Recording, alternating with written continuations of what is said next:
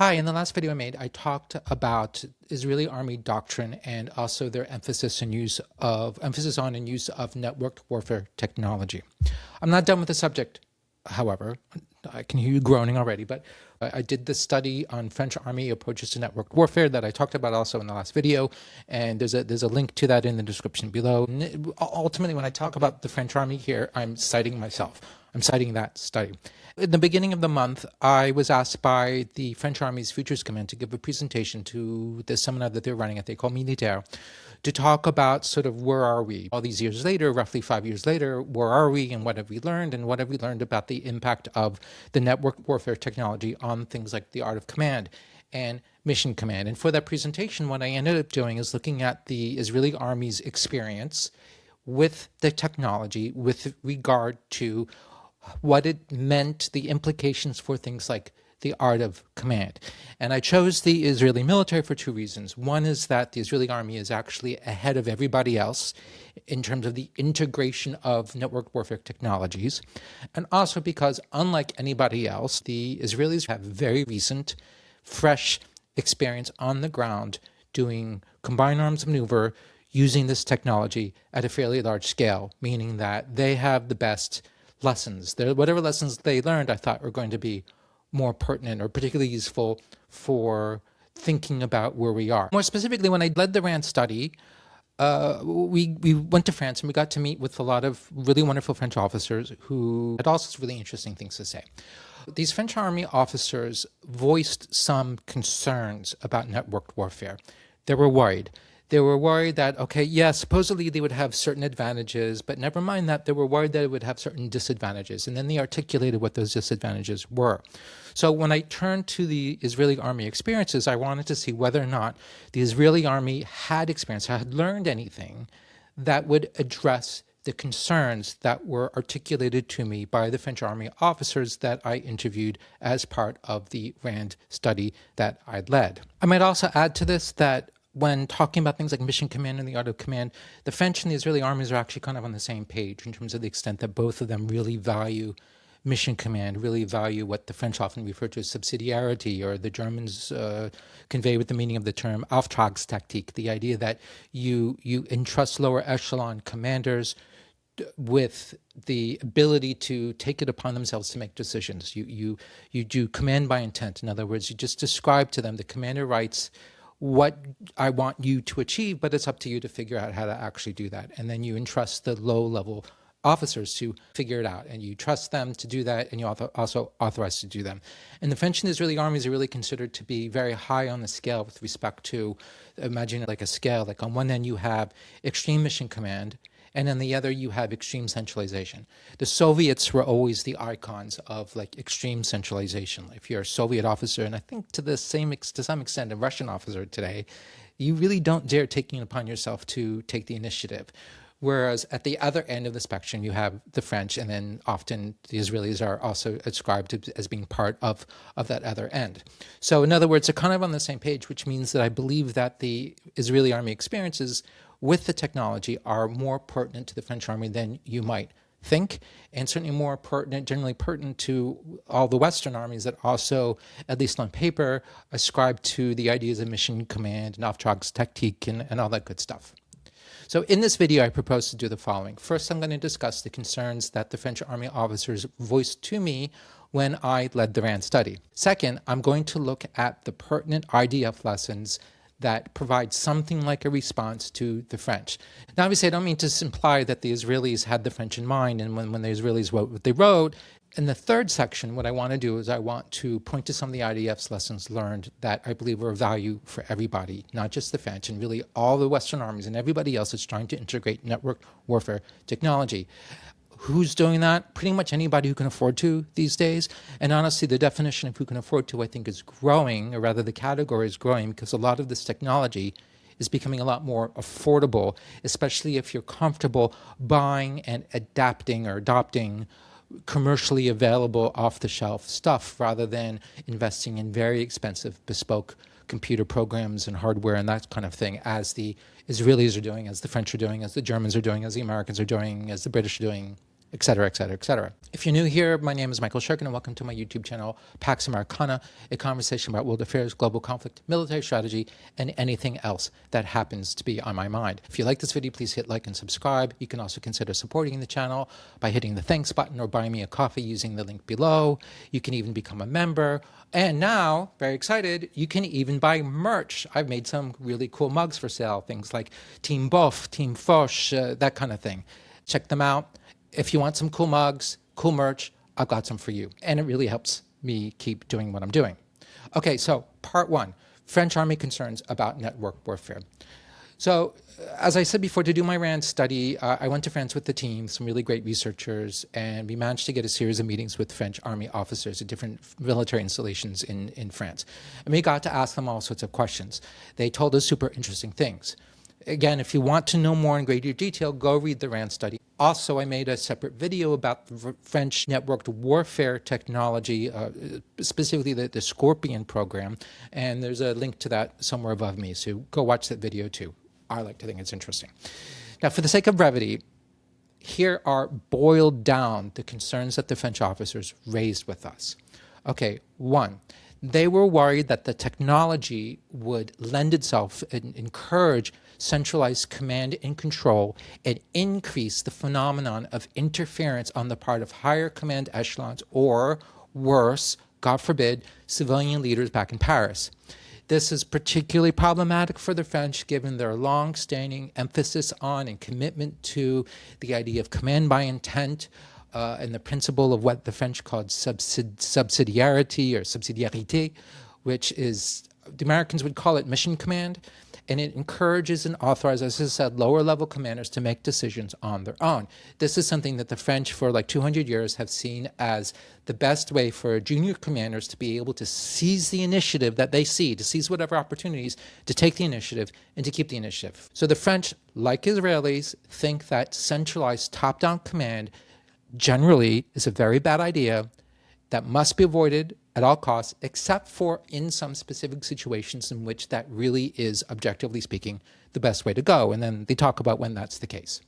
Now, another concern that the French officers raised with me, and also the French literature, I read a lot of French Army publications, that's what I do, is this risk of this thing that they call infobésité. I love this word. It's the greatest word ever, infobésité. This is a combination of info, information, and obesity, information obesity, i.e. having way too much information. Now, this is bad. Why? Because it might overwhelm commanders. There's just too much bloody data to sift through, too much to know, too much information. Also, the French are worried that this could encourage commanders to think that if they held out for just a little bit more information, they might be able to make a better decision, which is going to slow them down. The French, at least since Foch, and probably going back to Napoleon, have emphasized over and over and over again in all their military writings the importance of commanders, including junior ones, to be able to go with their gut, to use their intuition, to seize the situation in what the French call a clin d'oeil, which means like a glance of the eye. You seize up what's going on and you decide quickly. It's better, the French insist over and over again in all of their military writings, to risk the wrong decision than to make no decision at all. That's the worst thing you could possibly do. Foch repeats this over and over and over again. And they fear that all the data is going to actually increase the risk of, well, you're not going to do this. You're going to slow down. You're going to try to get more data. Also, the French are concerned that the data might increase the risk of bad decisions, paradoxically, because it's going to give commanders a false sense of security, a false sense that they have a true and complete picture of what's going on, when in fact they might actually have none of the above. Now I'm going to add a fourth concern, which they did not articulate explicitly, but I see it as implied. It was implicit in what the French were saying. See, the French officers, at least of a certain age, have all read General Guy Hubin's book, Perspective Tactique, which he published in 2000. For a while, it was obligatory reading in French military schools. I don't know what this case is today. It remains the single best conceptualization of how all this network warfare stuff is supposed to work. They've also all read Foch. Now, Hubin, I'll get to that, Hubin insisted that despite the tech, right, that subsidiarity, Auftragstactique, all that kind of thing, mission command remains absolutely essential. You have to maintain it. however much information might be available. Everything depends on lower echelon commanders. I think he's talking about captains. Everything relies on them sitting on top of the networks and making decisions based on their instinct and quickly. But how does it actually work? And also, how do you prepare officers in order to be able to do that? Hubin suggested something that Foch suggested, which is that commanders have to possess a deep understanding of the commander's intent, as well as how the various arms under his command actually work. They have to understand the situation that they're in, what their commanders are trying to achieve, and this is going to guide their behavior. And they have to be smart, meaning that the commanders have to be trained to think and not just to do. They're not just following orders like they're machines. That's more the Soviet model, but rather they have to use the brains. Foch described this in terms of intellectual discipline, which I believe is actually one of his principles of war that he outlined in his book on the principles of war. Both Foch and Hubin really place a great stock in the intellectual abilities of the commanders to be able to do this, right? So, but how? How do you really do that? They just think that, well, it can be done, should be done, it must be done. Part two, the Israeli experience. I know what I know of the Israeli army's experience in Gaza, and to a lesser extent in Lebanon, by reading articles and studies published by the Israeli army's publishing house, which is known as Ma'arachot. I'd argue that more or less what the IDF's experience did, at least as one finds it in the pages of the Ma'arachot publications, confirms the French officers' concerns in some really important ways. Now, the contributors to Ma'arachot explained that, first of all, maybe I should say this just as a way of introduction. The Israeli army had been concerned that since the 1990s, maybe during the 1990s already, their military was sliding towards centralized command. And it had to do in part because of the nature of the conflicts that they were involved with, the risk, the sensitivity to risk, the political ramifications, some of the things that they were doing. But either way, they were becoming more and more centralized, and also that the spirit of mission command was weakening. And Israeli analysts identified this over-centralization as one of the problems that emerged in the 2006 Lebanon war. So when they thought about 2006 and they thought about, well, how do we fix this? Part of their answer, or justification, if you will, was the tech, right? They thought that if they used the network warfare technology, this might actually empower lower echelon commanders and help them fight back against this trend towards centralization that they thought was a really bad thing. However, the analysts who wrote up the IDF experience in these documents said that, in fact, what had happened was that the army had only slid further and further towards centralization for several reasons. One was the risk tolerance, low risk tolerance. The other is the need, they pointed to this, I think this is very interesting, the need to husband relatively scarce resources, i.e. enablers of certain kinds, and also they're worried about the expenditure of certain kinds of more expensive kinds of ammunition. So this is a real problem, which means that, okay, maybe the junior officers are empowered to do whatever they want and maybe go as quickly as they can. At a certain level, they can't do what they want to do because somebody on top who's controlling the enablers, like the engineering units or certain munitions, is going to slow them down and say, oh, no, you hold on, don't do that thing. We're going to put our resources in that guy, that unit that's doing that thing. And so the one unit's going to have to be like, oh, okay, so we'll wait, and please let us know when you can give us a green light. They characterized, when talking about the Gaza war, they said, among other things, they said a lot about the Gaza war, so I'm distilling out a lot of things and I'm kind of oversimplifying. But one of the things that they said about the Gaza war was that it was actually characterized by overly intensive staff planning work, with the military command scrutinizing the lower plans at the brigade and even the battalion level. One of the reasons, according to the IDF analysts who wrote these articles, was that the lower level commanders, like the battalion and brigade command levels, didn't necessarily know what they were doing because they didn't really have experience with this kind of maneuver and at the scale. And their superiors didn't have confidence that they knew what they were doing, which encouraged the higher levels to scrutinize the planning that was being done by the lower levels. It's lack of trust. That's important. If you want subsidiarity and mission command to work, there has to be a lot of trust. Consequently, higher echelons flooded lower echelons with guidance, and there often was interference from the top.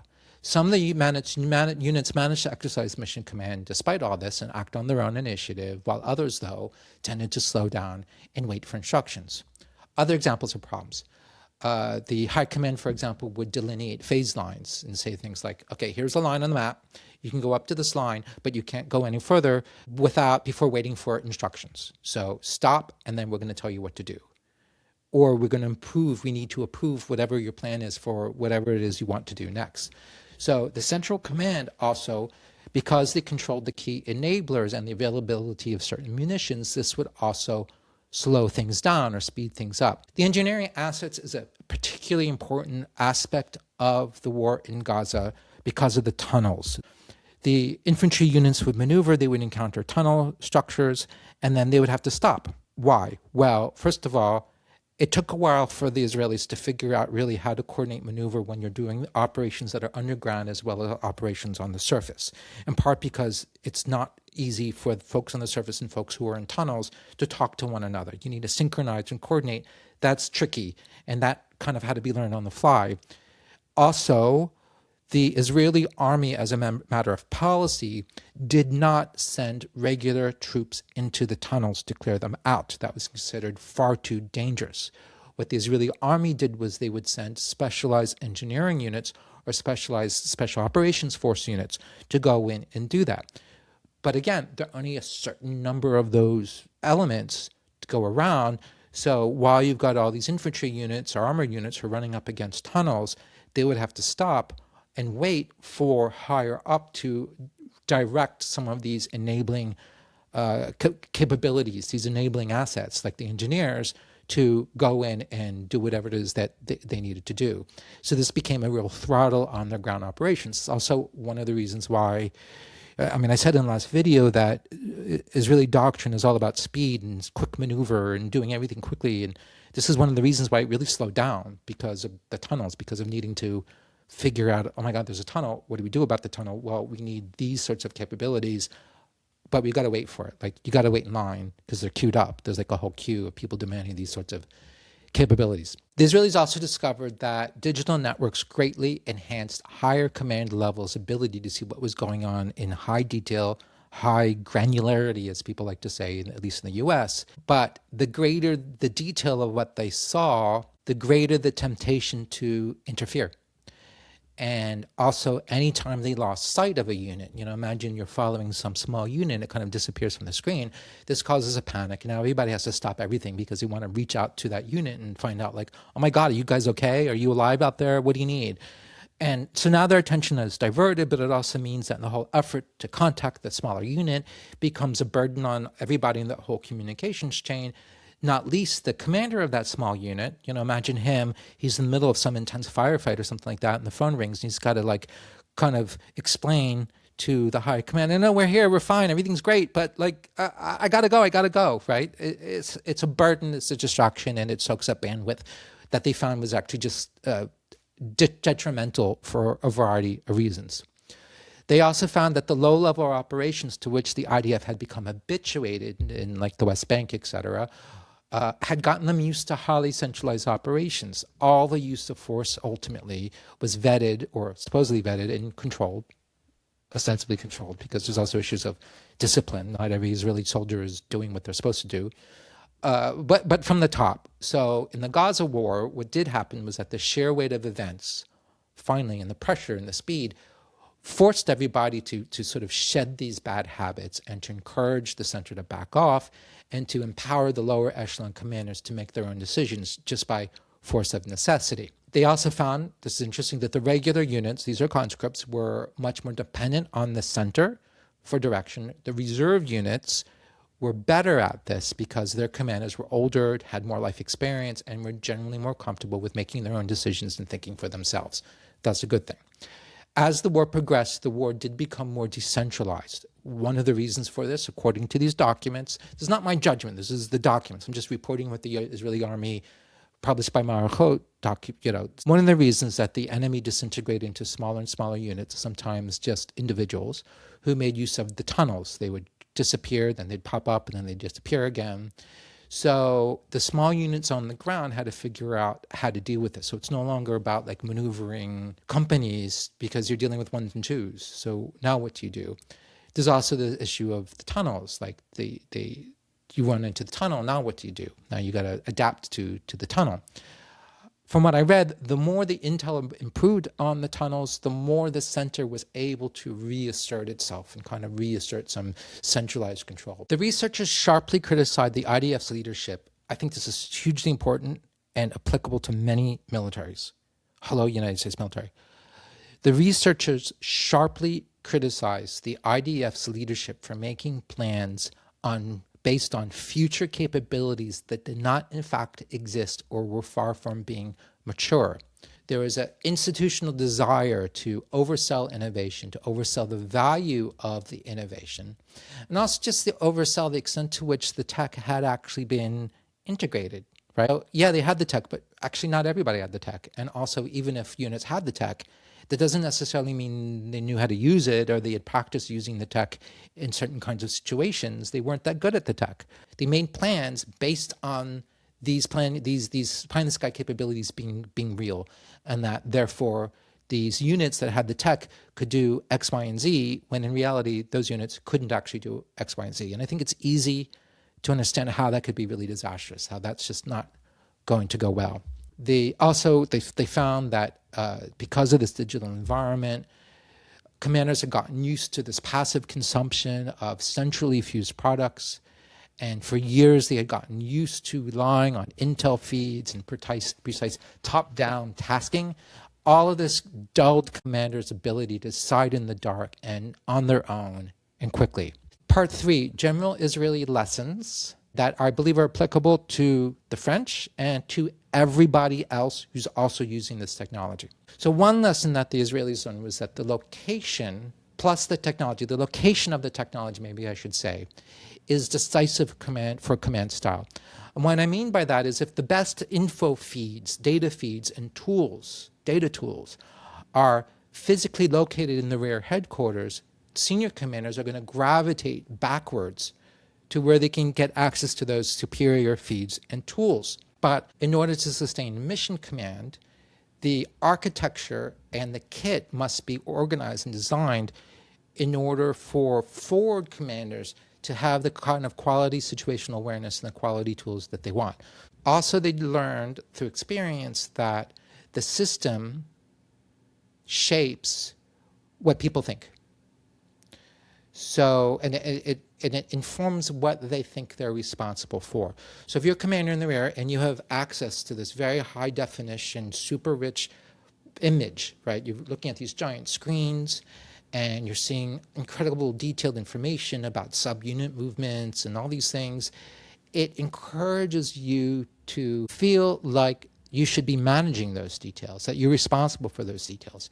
And the Israelis found that the training actually has to explicitly draw the boundary between a boundary of responsibility. What are you, the commander, responsible for, and what are you not responsible for? You have to learn how to sit on your hands. If you're the commander, you see something going on, that's not your responsibility. You've got to just entrust the people at the subordinate levels to deal with the situation. They learned that mission command is not natural, and it has to be taught. And because it's against the grain of the tech. The tech does encourage centralization.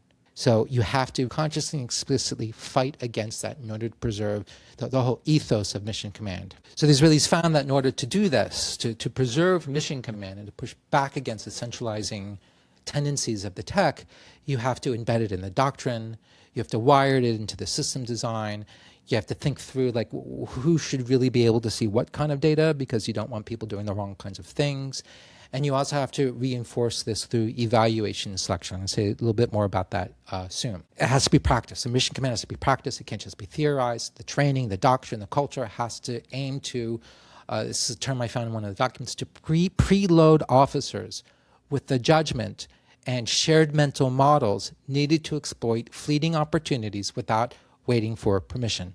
It's more or less what Foch was talking about when he talked about intellectual discipline. In addition to this, you have to embed mission command logic into campaign plans. You have to define what should be centralized and what should not be centralized. You have to train commanders under conditions of deliberate information gaps and time pressure.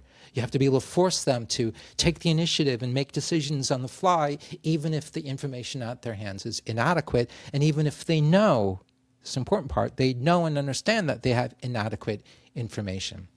When you do exercise, you need to be able to see which of the officers figured out. They're like, oh, all right, the system's not working, not a problem. We'll pull out our paper maps and we'll deal with it. The Israelis imagine doing restraint drills with higher command officers, where they're doing exercises where they are forced to restrain themselves from intervening. You know, imagine giving them setting a fixed number of times that they can intervene, either the number or the level. You know, you can only do 5 interventions in this maneuver, or you can only intervene up down to a certain level, and otherwise you just cannot. Because you have to force these guys to learn to rely on the initiative of their subordinates. So what did we learn from all of this? The French officers I spoke with when I did my research, when I led this RAND study, were right to be concerned that network technology does encourage centralization, and it discourages mission command and subsidiarity. The centralizing effects of the technology can be combated, but mainly through training and practice, and it has to be deliberate and purposeful. It has to be trained, it has to be cultivated, it has to be written into the doctrine, it has to be written to the mission plans, the operational plans, and practice, practice, practice. I hope you like this video. There's plenty more in the pipeline, including one, I've got a video that I'm working on about the Saudi Arabian military, like what's the deal with them. So stay tuned. Also, if you look at my description, you're going to find links to my social media, to X, Blue Sky, LinkedIn, as well as my own website, michaelsheridan.com, and my Substack, which is also called Pax Americana. Thank you very much, and I look forward to seeing you in my next video. Bye-bye.